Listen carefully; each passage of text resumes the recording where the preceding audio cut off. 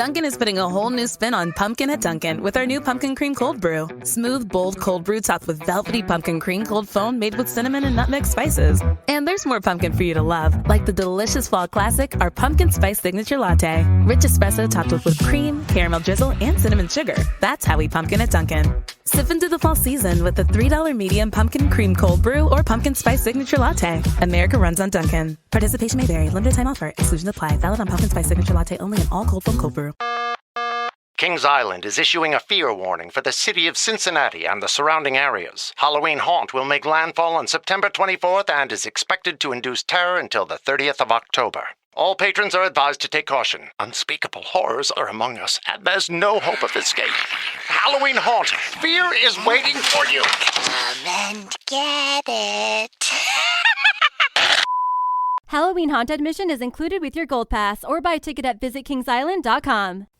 What is going on? You are watching, listening to Tags Live, a.k.a. Talk About Gay Sex, the live version. I'm your host, Steve V, sitting right next to Cody Maurice Doggett. What? How the hell are you? Welcome. Hello, darling. I'm doing wonderful. Thank you for having me over to your beautiful apartment, darling. Of course. Well, I had to have you over because it is Hispanic Heritage Month, day number 1. Yep.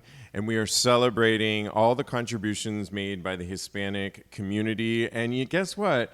That's us. That's us. So we're doing it. we are contributing in our way, talking openly about gay sexuality and have been for 4.5 years. And as you recall, this show launched 1 year ago, and Tags Live, that is. Yeah. And so we're really happy about that. But in honor of that, I'm wearing my Mexican T-shirt. It's so beautiful. Thank so you. Beautiful. I wish I had thought to bring something that represented my culture, but I mean, I have on a beautiful tank top too.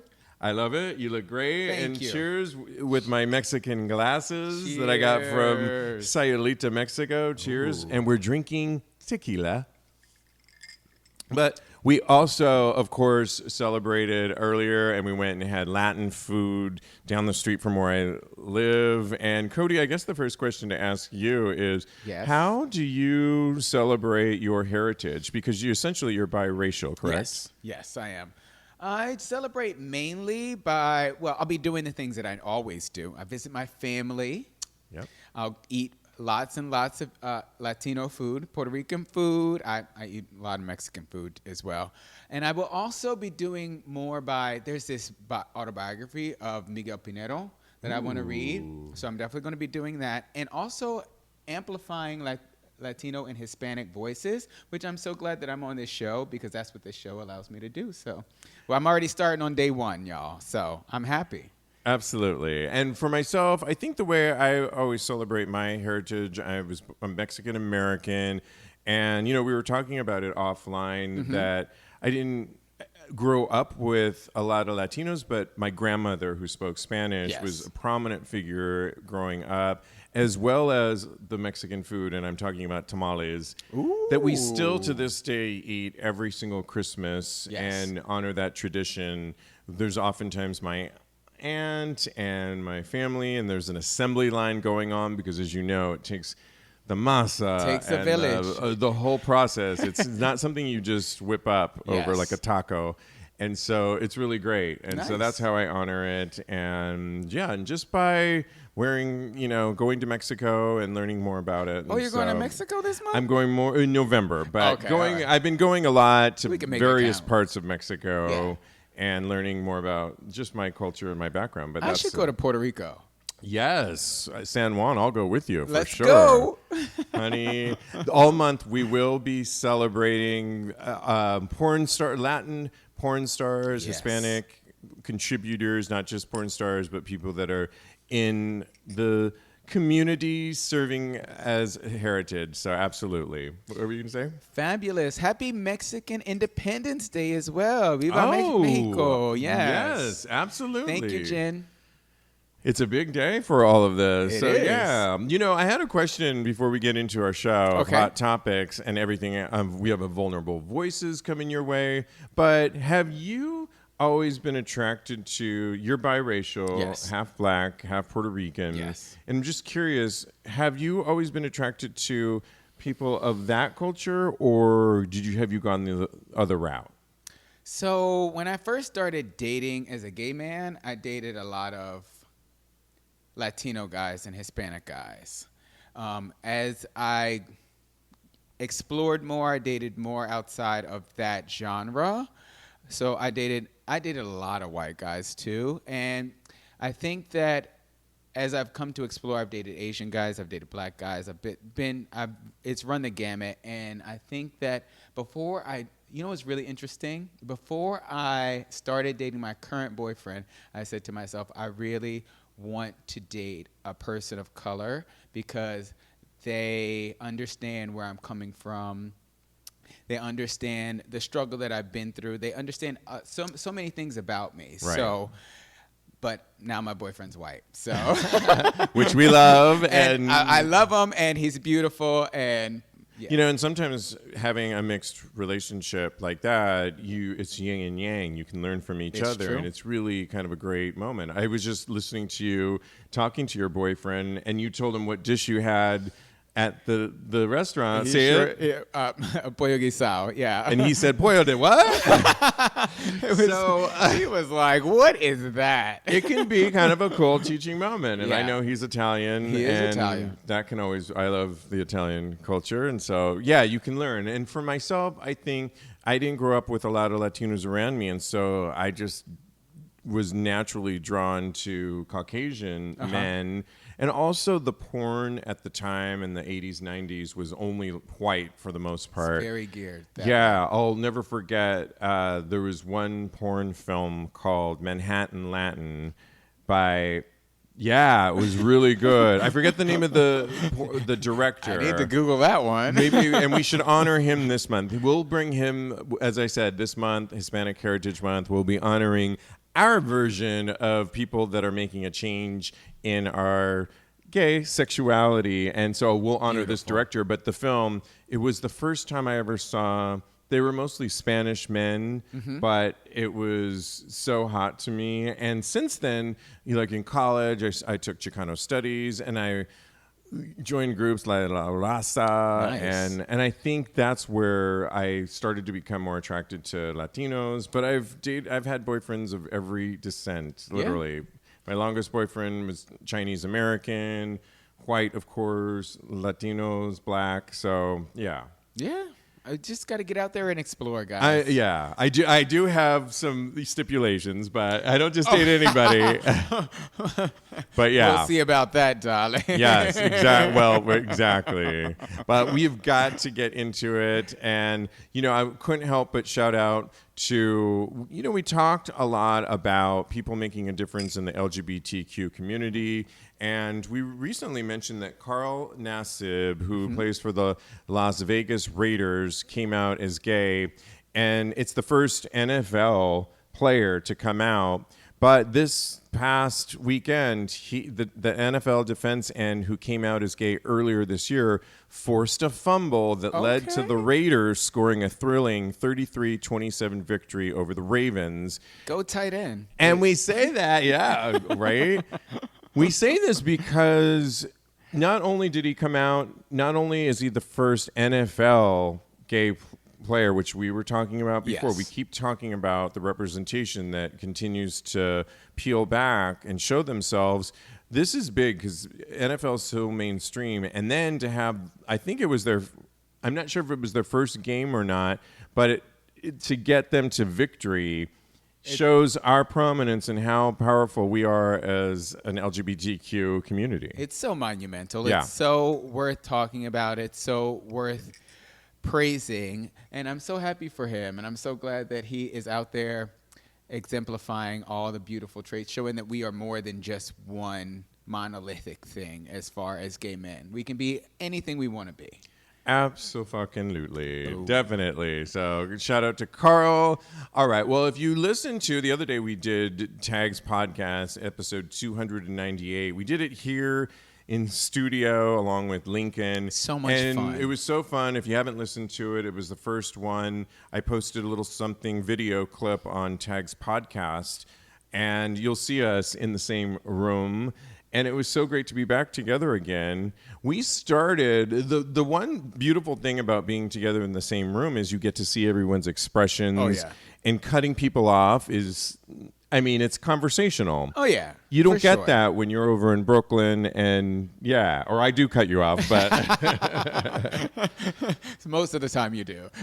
You're like, Cody, calm it down. Okay, I got something to say.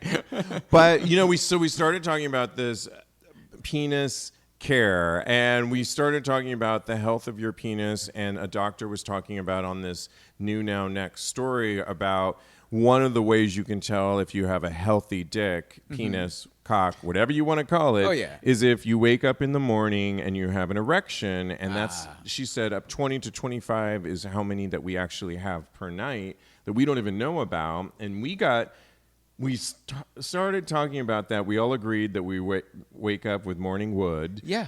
And we got into the conversation about morning penises. sex. Oh yeah, so that's where it ended. I feel that's where it ended. We got really caught up with the morning sex. You were not so much into morning sex, but Lincoln is. But sometimes he's busy, and his boyfriend is wanting to have sex, and he's sneaking out of the bedroom. Yeah, because he's like, if Peter sees this Peter, then it's all over. I have gotten more into morning sex as I've started to date my current boyfriend, because he's very into morning sex.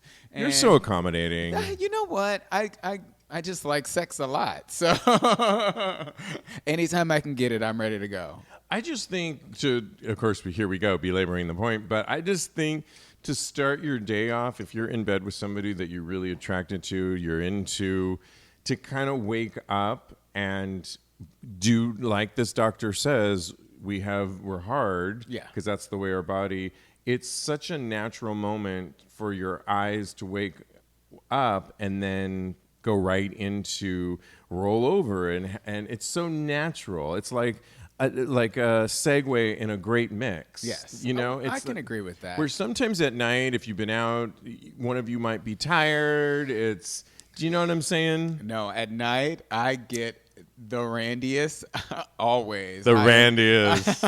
The horniest. I am always ripping and raring to go at night. Wow. I want to do everything, every dirty thing. The nighttime is the right time, as Ray Charles would say. Okay. Yeah, see, it's just we're all different that way. And so, but we failed to finish and we're failing right now. I don't know well, if you know. we had more to say on that. Here's what also the doctor said, this doctor that was talking about it. There's the whole matter of keeping our dicks clean. So circumcised or not, your penis should be washed every day with warm water and gentle soap. Okay. Interesting tidbit on that, though. There's another story that I was reading about that this other doctor, not Dr. Goldstein, who was a friend to the show, this female doctor who's an ass doctor as well, Goldstein. Love him, that she said, so for your ass, you don't have to actually wash it. You can be doing more damage. She said, rinse it daily with warm water, and that should do the trick. I know. Does she know what comes out of there? She said that should be enough, because oftentimes harsh soaps that have perfumes, or I always have a fragrance soap in there, and I always have a scrub soap. Okay. And she's saying that those can actually do more harm than not. And so from that perspective, I think she said rinsing is enough. So because I'm going to buy a bar of Ivory soap, if you all remember that. I do. And keep it there. But when I have guests over, I'm going to definitely say, do not use the Ivory. It's my ass soap. It's my butt soap. It's my butt soap. I put that in my butt. I know my friends that stay will not be into it anyway, because they'll be like, Ivory, what is this, the 80s? And I mean, no. Where's the Irish Spring at? Exactly. That's her. I still want to clean I'll probably Ivory it every single day. Okay, all right, because to get the particles off of there. She says warm water, wash it 3 to 4 times a week. Rinse it, but every day she does say you need to take a shower and rinse it with warm water. I need to see. necessarily need to smell the evidence, but I need to see the evidence of how that is taken care of. I think there's gentle ways. Dr. Goldstein has gentler ways that you can clean every day. He's got, actual I'll put his website on our TAGSPodcast.com tomorrow, and you'll see the products that are gentle, that are scientifically created by him and other doctors, if you will, and I'll list those on TAGSPodcast.com. Perfect. But they also say if you have foreskin, do you have foreskin, Cody? No, I don't. Okay. If you do, you seem a little disappointed about that. Well, you would need to roll back the skin, exposing the glands, and carefully wash the tip of your penis with gentle soap and water. And be sure not to scrub, as the area can be very sensitive. I'm sure you know this too if you're uncircumcised. Yeah. Then gently pat the glands dry and put the foreskin back. If smegma, do you know what that is? I do know what that is. Such a horrible name. Well, is dick cheese that much better? If smegma, as you now know what we're talking about, a common substance made of oil and dead skin cells that can build under the foreskin, is present and hardened, gently rub oil on the area before cleaning to loosen up the accumulation. Oh. So, okay. Yeah. Have you ever been with someone that is and smelled smegma? I've never smelled smegma. I have, however, been with plenty of uncircumcised men. Okay. And they always knew how to clean out the smegma. I think we're just going to say smegma the entire show. Smegma. If you're ready. Yeah. Every time we say it, you got to drink. You got to drink. Yeah. Oh, my God. What a fun game. Yes, exactly. All right, smegma. Moving on to, all right. We started this segment when we first started this show called Vulnerable Voices, and essentially it's where we get a little bit deeper. And this week I couldn't help but notice a story that was making the headlines. Just trying to find it in here, but it's essentially about Instagram and how Instagram has come under fire. Do you have the story there? Do you want me to read Can you read some of it? So lawmakers across both parties and chambers of Congress are demanding answers from Facebook about how its services impact the mental health of teens and children. The questions come in the wake of the Wall Street Journal report Tuesday that found internal studies that Facebook had determined that its Instagram social network had a significant negative impact on teenage girls. The report revealed Facebook's awareness of this impact, including an internal presentation that said 32% of teen girls said Instagram made them feel even worse when they were feeling bad about their bodies. Yeah, and these were people, this whole study, the Wall Street Journal study, looked at people that actually worked and created, were behind creating Instagram. So they actually said it was meant to be addictive. And they are obviously talking in this article about teen girls, 32% of teen girls. But it begs the question that when all of us can get so immersed in it. Yes. And first of all, I guess, could you handle Instagram as a teen boy, knowing what it's like now? Oh no. My teenage years were so engulfed in insecurities. Like, take gay out of the equation. 100%. I was so insecure about my body. There were so many hormones going on. Yes. And I don't think that I would have the mental capacity or the awareness. I was a pretty naive kid too.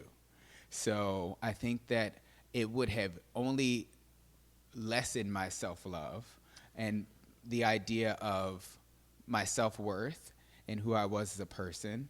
And when I was growing up, back in the 90s,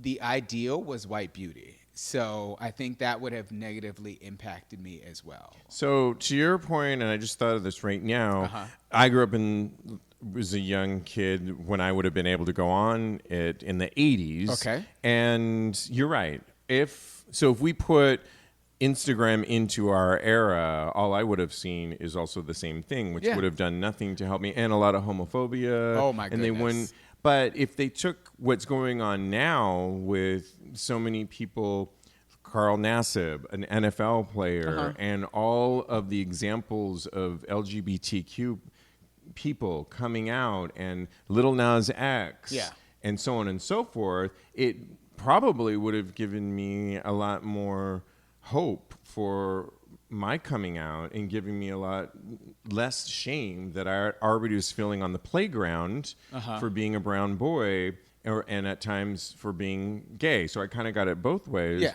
If it would be what we see now, I would probably benefit from the representation and knowing that it's going to be okay because there's so many people that look like me out there. Yeah.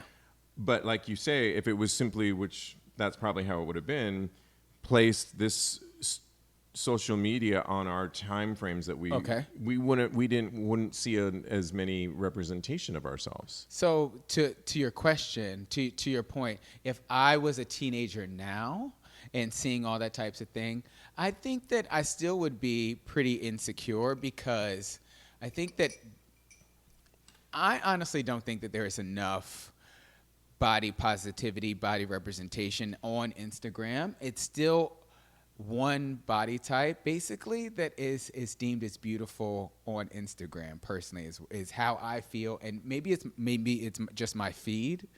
I try and look at a lot of different body types, but I know that. Well, and they say it's designed, again, I was watching news stories on this all day. It's designed they designed it in a way where even when you put it down, most people don't log off. So it's on in the background, and it's designed to be addictive. So you don't turn it fully off, but you're always ready to grab that phone. And we all know a friend or two that you're sitting with them at dinner or out and about, or your boyfriend that is jumping on and scrolling away. I think because I didn't grow up with, it came later on for me, and I had to learn to like it for this show. Okay. So I post more than anything else, and as I was telling you offline, I'll go on there when I post, and I'll see like the top 4 things that are currently in the mix. Yeah. And I have a nice variety of people, and even when I do have a thirst trap picture, it's a trainer we were talking about that I'm currently trying to get a little fit differently, and so I find it inspirational when I see some of those. Now, same for me. But I also, in terms of body positivity, I follow, you and I both watch RuPaul's Drag Race, and the last installment, I was a big fan of. What's her name? My favorite?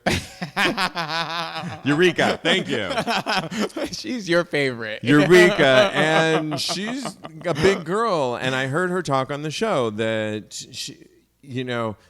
she's always been made fun of because of her weight. And I like all of her pictures because I think, yes, we need to see more of this. I agree. I'm kind of attracted to the guy that is behind Eureka. Me too. I love Eureka, but I just am making fun of you because you say it's your favorite. and I don't even know the name. You can't even get you her know how name hard right. it is to keep up with those drag queen names. Jeez. I just think that's hilarious. I told you my drag name would be Donna Matrix. Matrix. I love that. Donna Matrix. Coco Royale, of course. Coco Royale. Okay, I like it. A nice creamy chocolatey drink. Ooh, I like that. We'll have to have that next week on the menu. Yes, ma'am. Okay, I like that. I agree with you that I think that a lot of body positivity needs to be on Instagram. And I see a lot of that in the drag queens that I follow as well. So like Trinity K. Bonet. I don't follow Eureka, unfortunately. Well, you're missing it. Oh, the one that you say you also find attractive. But I think they're beautiful. But I follow a lot of queens of color, and I also follow Aquaria. So all the black queens in Aquaria.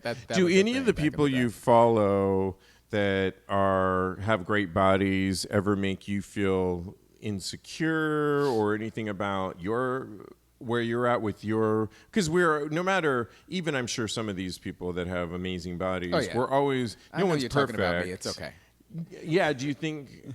I haven't fallen into that trap Yeah. yet at all, but have you experienced that? I think in Instagram's initial onset, when I started to get into it, I definitely fell into that trap. I would look at other people's bodies and be completely taken in by the fantasy and by what they're presenting on this social media app. Yeah. But as time has gone on, I have learned to take the good with the bad, like you said, and take inspiration from them rather than being jealous of them or finding insecurities about them, about myself by looking at them. Right. And I think when it can be a good thing is even when you see something, recognizing the art, that the picture that they created can be kind of a cool thing. And that's kind of where I find myself. Again, I don't go on there that much. So when I do, it's a good thing. But let's talk about some fun things that can still be vulnerable about Instagram sliding into someone's DM or when people slide into your DMs. I was recently... Does that happen to me? I don't know if it happens to me. Does it happen to you? Well, we use it a lot for the show. Okay. And by the way, you can always slide into at TAGSPodcast. And we give us, if you're looking for sex or relationship advice, we are here for you. Oh, 100%. We usually do it on the Tuesday show, Tags Podcast, which Cody's often on. Yep. And it's a lot of fun. We, three of us will seriously give you our thoughts on sex, relationships, and take it or leave it, love it or hate it, but we are here for you. We dive deep, and guys. Yeah, so that's a lot of fun. I have slid into some guys that I wanted on the show before. Well, you doing the sliding now? I do, a little bit. I don't know, have I done it for somebody that I'm into? Okay. I have, and I didn't either get a response. Okay. There's been a couple times that I have too. It's kind of a fun tool, but you're in a relationship. Yes. How does that work for you now? So I was talking to somebody. I'll tell this story really quick. I was talking to someone, slid into my DMs because of my wonderful thirst traps. Angles are a wonderful thing, guys. Yes. At Mr. Maurice. At Mr. Maurice. Okay, at me. No dick pics, nothing like that. So... Do you have a cabinet full of acne treatments and skincare products, but don't even remember what half of them do? Hey guys, your buddy Steve V here, and I've been known to be a sucker for skincare products, but, to be honest, I've always taken care of my skin, even as a little boy when my mom used to buy me Sea Breeze. Do you guys remember that? Sea Breeze? To clean the dirt on my dirty skin and prevent acne. But after overpaying and consulting professionals like dermatologists over at Apostrophe, I've learned less is more, and good skincare doesn't have to be expensive at all. You just have to pick your products wisely and always use SPF. So here's the deal. It turns out most skincare products don't do much. The best way to treat acne is with fewer products that are clinically proven and customized to your skin. And that's why I'm excited to partner with Apostrophe. Apostrophe is a prescription skincare company that offers science-based oral and topical medications that are clinically proven to help clear acne. Apostrophe connects you with a board-certified dermatologist who will create a personalized treatment plan that is perfectly tailored to your unique skin. All you got to do is simply fill out Apostrophe's online quiz about your skin goals and medical history, then snap a few selfies, and your dermatologist will create your customized treatment plan. Apostrophe treats acne, and they can also help you hit your other skincare goals like reducing redness, wrinkles, and even dark spots. I can tell you my experience with Apostrophe online was so easy. All I did was upload a few close-up selfies of my skin and fill out this thorough yet short questionnaire of my skin. Dr. Skindamis circled back the same day with my very own skincare regimen.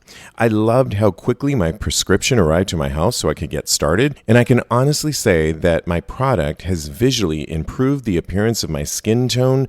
It's appearing more even and smooth while fading away the two dark spots I've always wanted to cover up. The entire experience was seamless, and I'm really loving the results. Well, we have a special deal for our audience here at Tags, you can save $15 off your first visit with a board-certified dermatologist at apostrophe.com/tags when you use our code TAGS, TAGS. This code is only available to our listeners. So to get started, simply go to apostrophe.com/tags and click Begin Visit. Then use our code TAGS at sign up and you'll get $15 off your dermatology visit. That's apostrophe apostrophe.com/tags. And use that code TAGS, TAGS, to get your dermatology visit and save $15. And we really thank Apostrophe for sponsoring Tags Podcast. Kings Island is issuing a fear warning for the city of Cincinnati and the surrounding areas. Halloween Haunt will make landfall on September 24th and is expected to induce terror until the 30th of October. All patrons are advised to take caution. Unspeakable horrors are among us, and there's no hope of escape.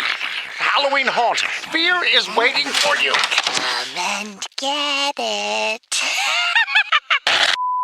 Halloween Haunt admission is included with your Gold Pass or buy a ticket at visitkingsisland.com. I was talking to him pre-pandemic, and we were sending each other flirtatious messages, things of that nature. And then I met my boyfriend. We started to become very, very serious, and I hadn't received any flirtatious messages from him. And then maybe 3 months ago, he sent me a dick pic, and I put the full stop on it. I was like, Because it's kind of a big thing to go, if you have, because it's kind of, you build up a rhythm with when you're, you say hi, Yeah. and it's this thing, you build up that rhythm, and sending dick pics is a big thing, not so much maybe for our community, but if you've gotten that, but to randomly send it later on. I know, it was weird because I hadn't gotten anything for so long, and I figured maybe he knew because I post on my Instagram, my boyfriend, pictures of us. So I figured maybe he knew, but I said to him, I appreciate this. Thank you. It's beautiful, but I have a boyfriend now, so I can't do this anymore. And he was very respectful. He said, oh, I did not know that you had a boyfriend, and he hasn't sent one Okay, still. well, he still messaged me from time to time. That's fair. But fun things and nice things. Well, I am .stevie. Feel free to send all the dick pics my Send way. the dick pics and the nudes I will his way. take them. I am not currently in a relationship and will happily accept. Here's what you can do. Post it to Twitter. Tell me it's there, and I will go on Twitter and look at it. Oh, here we go. Okay. I think the long way around. Yes. Do you think it can cause in a relationship jealousy Oh, to for wonder? sure. Because now it's this extra thing, not like who you texting, who's texting you back, but who's sliding into your DMs. Yeah, because Or do you have to just have an open mind about it and it's all flirting? I haven't stopped posting thirst traps, so there's definitely the space to receive that type of I like that. attention. So there's all you can do is trust your partner. Right. And the moment that there's no trust, then there's something that needs to be discussed. So But you said on another episode that you will have take it. your I boyfriend's have phone. his passcode. You have but his passcode. I could look at his DMs, but I don't look at his DMs. Okay, good. I think that's going a little far if you did. It totally is. It's crossing a line, I feel like. Yeah, because someone can That you slide can't- into your can't- DMs and he had nothing to do with it. Exactly. Okay, so I will tell you this one Tell little us this story. while I Oh, my refill my goodness. cocktail. I didn't want to say this on air. So Do you know why I like the word cocktail? two of my favorite things are in that Yes. word. Anyway, so I noticed that one of the DMs were only because he had his Instagram open, and I noticed that one of the DMs was to an attractive man, and I said, "Oh, babe, what is that?" And he explained to me exactly what it was. I didn't go through his phone. Mm-hmm. I didn't do anything like that. He just happened to have it open next to me, and I asked him a question. He was honest with me. I didn't feel the need to even inspect it later on. And you know what? In all fairness, you have a younger boyfriend. I do. And in just what we're talking about, it's generated towards a younger generation. It is. You and I just talked about you grew up in the, your pivotal years, 90s. I was the 80s. I was 10 in the 90s. Mm-hmm. Yeah. Soft and supple in the 90s. Child. But I'm just saying that if I had a younger boyfriend, I think I would have to just know that, and I couldn't get too mad. But there would always have to be a conversation with it. You know what makes me a little bit upset? When we're together and say we're in the bed and he gets on Instagram and he's like liking all of these pictures, that makes me a little bit upset. Yeah. It can get that drives me nuts. Yeah. So, and I've expressed this to him. He is a work in progress. Yeah. I feel like I've had that conversation a few times with people, and it's like you're talking to a wall. And exactly. So and Instagram is addictive. We just said that. Yes. So I'm giving. And addictions are a real thing, and we're not even now. joking about that. It really is an addiction. It really is. And so, yeah. Anyways, all right. Let us know how you feel about Instagram. Do you slide into people's? But more importantly, ask us for advice. At TAGSPodcast is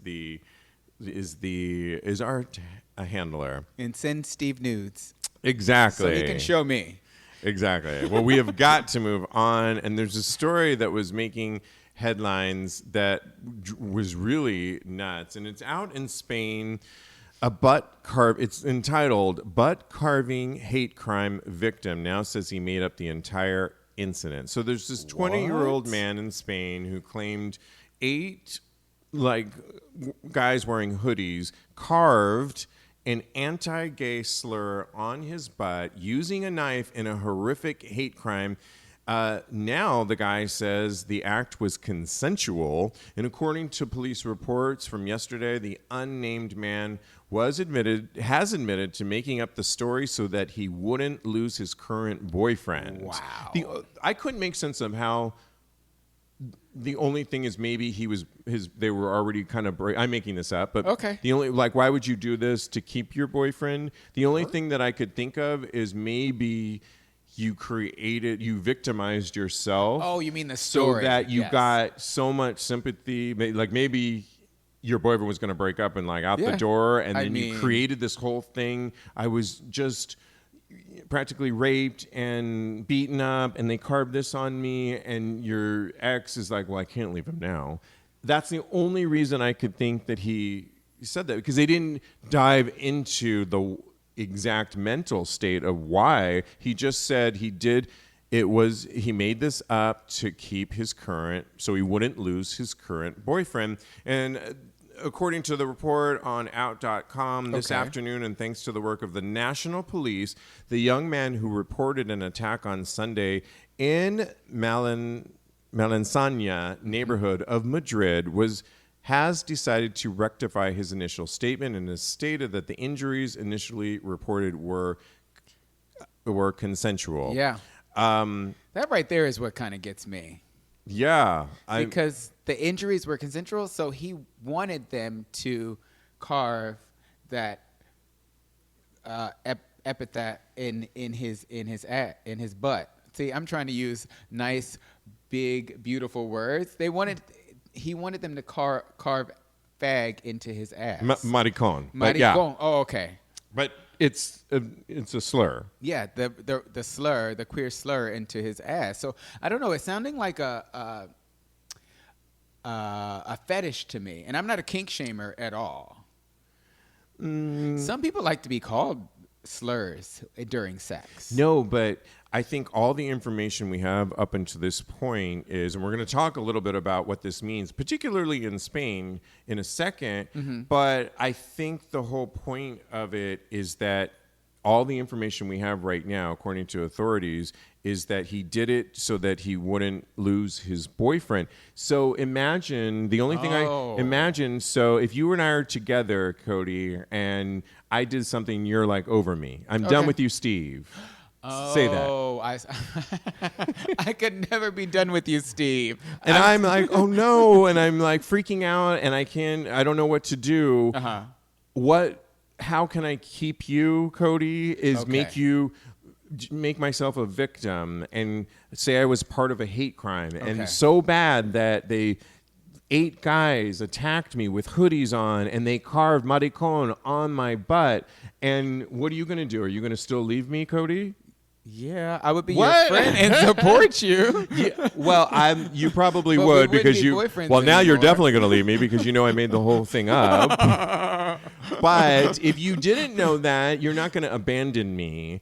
And this guy has We abandonment could issues. still be friends, and I would. But my I would support point you through is, and I have That's a point. healthy way to go about it. I'm not saying this guy's right. It's like mental. I Yeah. think he did it thinking that he could keep this guy in his life. Okay. The So he sad paid thing somebody is, to- by crying wolf, is from the start of the investigation. Well, they had CCTV cameras going, and none of it picked up any of this stuff. Really? Yeah. So that's why they decided to continue to investigate, and they had nothing. So when they dragged his ass, that maricon ass, into the police station, he admitted, I made it all up. And this is the only part, because as we all know, there's crimes all happening towards our community. And this is where if you cry wolf too many times, it's not good. Thankfully, quote, if we frivolize with what happened, many people will feel even more coerced. Interior Minister Fernando Grande Marlaska said in a statement yesterday, quote, those people who denounce may go on to not denounce. Wait, what does that mean? Yep. Those people who denounce may go on to not denounce, to perhaps think that they do not believe it. Okay, so I guess the point being is the people that cry wolf, if we have too many of those, people are going to think that the real cases aren't real. Yes, exactly. And thank God, the president and this interior minister want the world to know that we believe that 99% of these are all real. Or valid. And we don't want to let this one case, because this is just the kind of thing that we'll see. See, they are making these things up, and then we're not going to cry wolf. It's the whole... The boy who cried wolf, maricon ass. The boy who cried maricon ass. So, we have a mental issue here in this going on more than anything else. Oh, no. What? So Jen says that this reminded him of his ex. His ex claimed to be raped, so I wouldn't go on a family, it must be vacation, just because he couldn't go. And then when I stayed, he confessed and that he made it all up. This is exactly Wow. what we're talking about. I think people get desperate in times. So I'm assuming he was so desperate that he made up this horrific thing. And like we were saying, Yeah. you're going to say he stayed because, of Yeah. course, you're not going to not believe somebody, and you're not going to leave you're going to stay there for them. I think, sadly, that these people are in such a mental state, they need more help, and that they are creating these horrific stories, partly because they're real, happening in the world. Yes. So they're drawing from what's going on, but it's mental, and you need help if you do that. Yeah. And I'm not a doctor or a psychologist, but that sounds borderline sociopathic to me. yeah, I mean, I'm wondering if is it Jen? Jen, yes. How they dealt with it. If you want to share more, we'd love to read more of it, but no worries if not. Thank you for sharing what you did on that, because I think it is a real thing. I think we've been talking about who's the porn star that was on meth, that was on Project Runway. Jack McEnroe. That he did a lot of things. A lot of it was meth related. Yes. But he did a lot of things to his boyfriend to keep him. Yeah, Dolph Dietrich, right? Dolph Dietrich, yeah. And so, exactly. So it's sad sometimes, because I think when you do that, I'm so glad the authorities have said we will believe people. We won't let these one-offs deter us, because it's like, really, did you have to throw everything off for the cause? Because a lot of people out there will say one bad apple in the bunch makes spoils the whole bunch. Yes. So I'm so glad that the Prime Minister and the president of Spain, are saying that that's not necessarily true. So I agree with you. Yeah, sad, and we want, we wish that the boyfriend that's dealing with this, because it can't be easy. All right, we've got 2 more stories to get to, and this comes from a Reddit thread that caught my sight, and it asked the question, have you ever masturbated to yourself? How and why did you do it? Cody, have you ever masturbated? All right, I'll go first. Okay, cool. Go first. I have. Well, it's funny that I read that because we've had Finn Deerhart, who's a relationship expert on our show, intimacy and relationship expert. And there is a whole technique that I did do based on his thing where it's date night for yourself. It was I did it during the lockdown, and it was really about touch and intimacy. So it was like an hour or even longer that Oh, wow. and it was, instead of just jacking off, which I can do in like 2 minutes, it was elongating the process of Tantra and really experimenting with the power of touch and my own touch and finding other areas on my body, not just the obvious ones, the nipples, my butt, my cock. Yeah.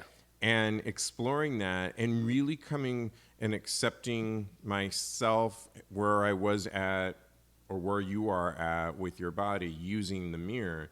And it can be a very powerful exercise. So I did do that. However, I've also done for fun mirror. I was like, mine is going to sound really shallow. Well, I'm just saying this can be a really one way to go to it. But of course, I have taken pictures of myself. The 2 things come to mind. One is I've had videos of me having sex with somebody. Oh. And they're on my phone or computer. I love it. And seeing myself getting pounded in the video and remember. What it did for me, it wasn't so much I was looking at myself, but it was looking at how much pleasure I was getting by that experience. And it almost brought that experience back to life. Back to reality. Sing it. And so, soul to soul. And so that was like an amazing moment to be able to, like, really, not just in my mind, but see myself live on camera. Yeah. But I have also like jerked off to myself and like think when I was super horny and thinking I looked good. Yeah. And getting into it. And I liked seeing my face and that's amazing. the size of my cock. No, that's fantastic. Shall I go on? Or? I mean, well, we only have so much time, so you better go. So I'm glad you told that story because it makes mine all the more better. You notice I started with I was kicking myself after you told the educational version of it. Oh, let me come up with something really quick. I don't know. I love it. Well, one time in the Himalayas, what happened was on safari. So my story, I've told this story on TAGSPodcast before, that there have been times when I have been in the club and I've looked across the room. Okay. And I've seen this beautiful young man and all his virility and gorgeousness. And I realized that I'm actually looking in a mirror. Oh, my God. I wish I had a bucket here because I'm gagging. So that's inspiration number 1, I would say. Okay. And then, okay. Did you go into the bathroom and jack off? Oh, yes. Yes, I did not go into the Yes, bathroom. queen. But it was inspiration for later on in the evening when I got home. You should like the way you look. 100%. I think that's the highest compliment that you can pay to yourself. Yeah. So could also be narcissistic. Well, but, borderline. Yeah. In moderation, I would say. Okay. Okay. So, and then the second one that I want to tell is back when I was sending dick pics and things of that nature, I would send a picture and then be so engrossed and so excited by what I had just done that it was really hot and I jacked off to myself. And I didn't even need the dick pic back from him, but just me sending the dick pic or the body pic to this other person was enough to eroticize the moment for me. I think that's where I agree with you, is that I've taken erotic pictures of myself and been turned on by, because you have to get turned on by taking the erotic picture, first of all. You have to get into the mood. So then seeing that and getting turned on by that. And the only other thing I can think of is RuPaul. If you don't love yourself, how in the hell is anyone else going to love you, right? Yep, that's right. And Let them know, girl. And I mean all of you. If you don't love all of you, how in the hell are you going to expect the guy you are texting, which I was doing before we got on the show, who lives in my building? I'm going to get back to him in a second. How are you going to expect them to not love you, but at least appreciate you? Yeah. Appreciate you. Yes. We'll get to love later, but let's start off small. I agree. Or big. I like it big. Take that back. So I think it's healthy. Yes, for sure. It's definitely healthy to appreciate your body and to look at yourself and see yourself as an erotic figure or something that's beautiful. So I think that's super healthy. Yeah, I do. I think it's really healthy. And absolutely. So let us know how you feel on that one.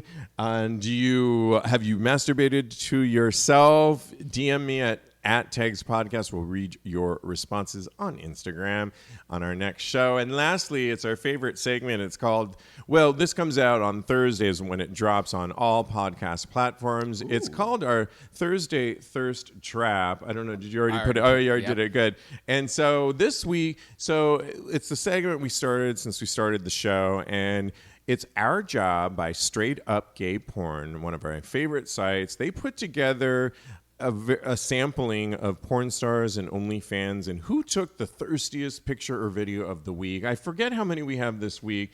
I don't want to scroll down because I'll lose mine, but you'll see it will be up on TAGSPodcast.com. And he does not want to move from this one. Morning. This was my second pick. I might as well do mine first. So it turns out it was 18. 18, yep. 18 gay porn stars took the best photo or video of the week. And we'll just start with me since I have it. It's Rodrigo Amor, in honor of Hispanic Heritage Month, gets my pick. I'm changing mine now. And the reason, when we play this game, I obviously look at the visual picture in front of me and pick. First of all, he's just so sexy. He's got, he's dark skinned, he's hairy, but kind of cropped hair. He's got great hip flexors, and in between the two legs is this donkey dick. He has a third leg. He has a third leg. Appendage. He does. And because his legs are hairy, he keeps some of the hair in his bush going. He's super sexy. I love his hands. I love his feet. His nipples are great. And I went on to Rodrigo Amor's Twitter, which is how I often pick some of my favorites. I cheat a little bit. Okay, that's fine. Because I think, okay, I'm intrigued, but there's so many good ones here. Let me see what you can produce beyond that. So what I loved about Rodrigo Amor is he's bisexual, but he was having sex with transgendered women. And he was fucking them, but he was also letting them fuck him. He's primarily a great top, but he's open, and I think we need to shout out more to our bisexual community. And he's self-admitted bisexual. Fabulous. So shout out to Rodrigo Amor, who gets my pick for Thirsty Thirst Trap. Fantastic. That's wonderful. Well, Try topping that. Hispanic Heritage Month. Mm-hmm. Would you pick a whitey? Oh my God. Damn. Nothing wrong with that? Nothing wrong with that. There is absolutely nothing wrong with that.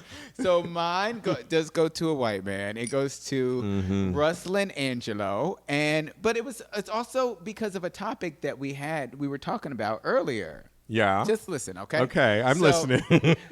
It looks like he's in the bedroom, which is kind of concerning to me because of what's actually going on in the picture. And his ass is facing the camera, and he has the... Or he's like on a weight bench of some sort. I don't know. No, that's Angel Rivera. Okay, sorry. It's your story. You tell it. Who is also sexy. Angel Rivera is also sexy.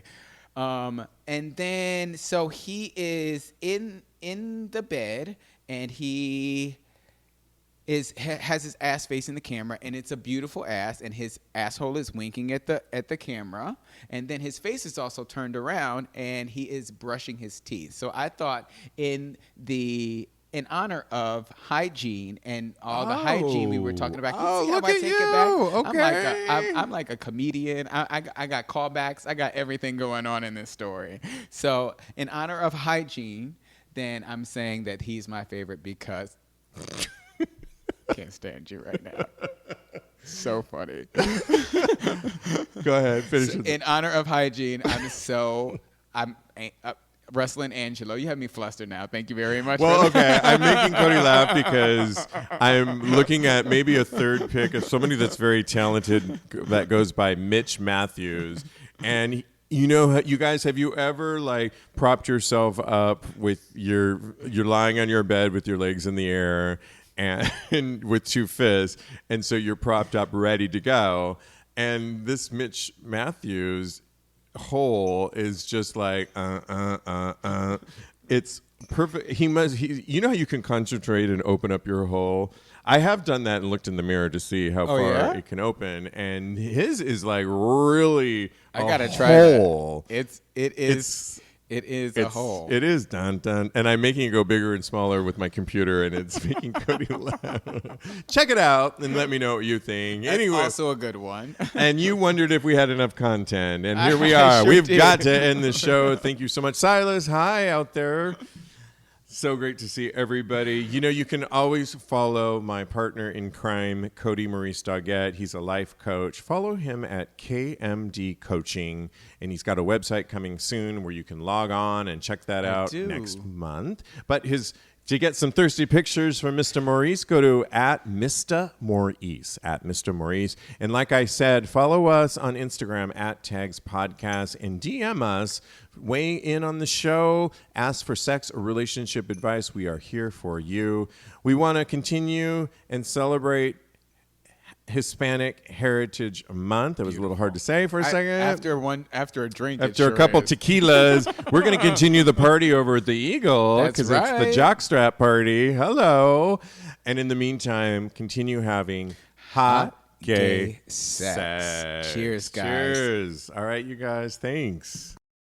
At Kings Island, it's never too early to start thinking about next year's fun. That's why we're offering the lowest price of the year on a 2022 Gold Pass right now. That includes unlimited visits this year, so you can enjoy Tricks and Treats Fall Fest, Haunt, and Winterfest. Then unlimited visits next year to try new foods, hang with the Peanuts gang at Planet Snoopy, scream on our world-class coasters, and splash away at Soak City Water Park. All for as low as $105 plus applicable taxes and fees. Hurry, offer ends soon, so get your Gold Pass now at visitkingsisland.com. It's amazing in here.